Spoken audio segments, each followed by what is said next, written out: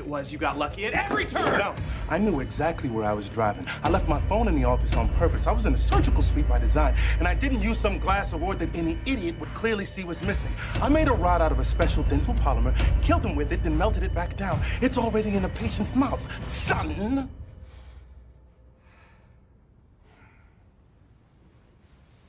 Oh, damn. Oh, damn. Oh, damn! And that is 3 oh dams. Oh, damn! Antagonist is introduced with a shot of their feet cliche. How is that a cliche? Do you not know what words mean?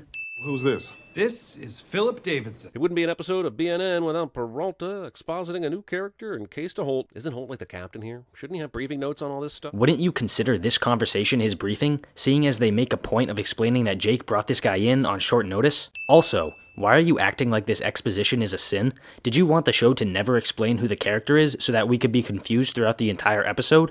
We want to bring this guy down, we have to get him to confess right here, right now. But Philip hasn't been arrested. He's just been asked to come down by Peralta. There's really not a legal timetable here. They've already 48 hours, that scenario. A police interrogation cannot legally last for more than 4 hours. It took me 5 seconds to look that up, by the way, so just stop being lazy, Jeremy. Oh, damn! Hello, Kevin. I won't be joining you at the Sorry, opera didn't know you were on tonight. the phone already. The ticket's under my name. H-O-L. That fake-ass laugh. You're right, he did it. Rush to judgment much? You have no murder weapon, witnesses, or forensic evidence. I get that the episode is doing a thing here, but this is exactly the kind of arrogance that has led to some awful real-world situations. So what's in here feels appropriate. I get your point about the real-world situations, and obviously you're correct, but what's happening here is Holt reading Philip's background and understanding that it had to have been him based on the information he was given. Who found the body? Hikers, you're really gonna just blow past the bear semen detail? Captain Holt might, but we won't. In fact, I'm probably spending way too much time thinking about it, but a sin on me is still a sin on you. A whole bunch of bullshit. Hey, Cap, who's the scariest person you've ever gotten a confession out of? Connie Buttons.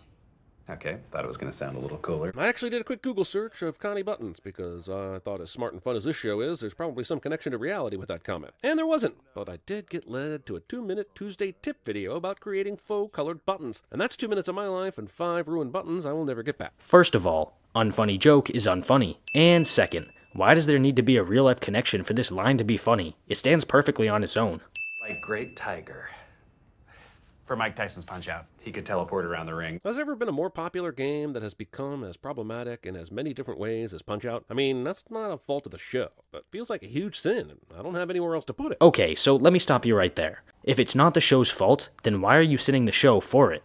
No, and I apologize, but I'm executing a strategy. Generally something best discussed ahead of time, but the show needs us to find this information out as we go, so instead we get this wonderful explainer. Yeah, but you conveniently cut out the context for the scene. Holt explains that Jake's strategy was failing, so he needed to come up with a new one of his own on the spot. This is called adapting to the situation.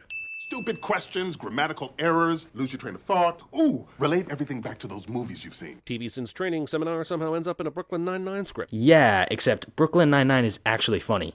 It seems like a huge waste of time, but here you go. Robert drove a Saab, Dana's hair was blonde. Character shows intelligence by quickly reciting a list of things we thought they couldn't remember cliche. Again, your use of the word cliche is incorrect. Pick up a dictionary, man.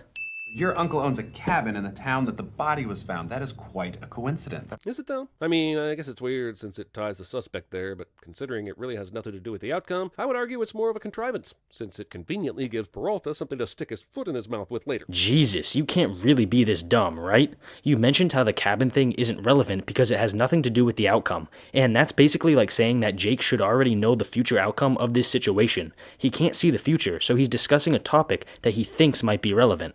I want me to lie and for you to stand behind me and say like 3 oh dams when I really get cooking. Many people have heard of Chekhov's gun, but here we have the slightly lesser used Chekhov's oh damn. So, discount Jeremy sins something he likes cliche? Remember how angry I got about how fast Daenerys got from Dragonstone to north of the wall? That was intense. That fake-ass laugh.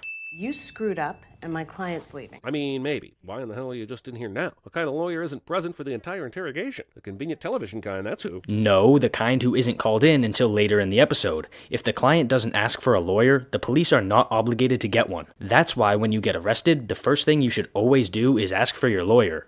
I got it. And I'm not going to tell you before I do it because it will be more fun for the audience to find out as it happens. Yeah, but you're ignoring the fact that this kind of thing fits perfectly into Jake's character.